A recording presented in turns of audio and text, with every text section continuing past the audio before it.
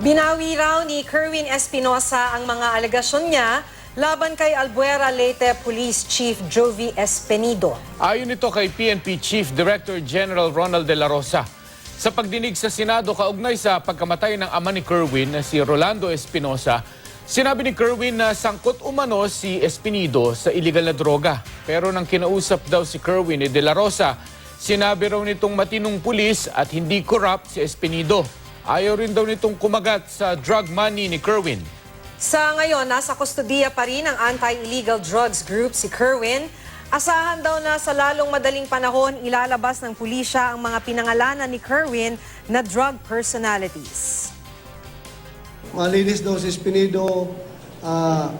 Pag tinitiks daw niya, ang sagot sa kanya daw is puro mga biblical verses.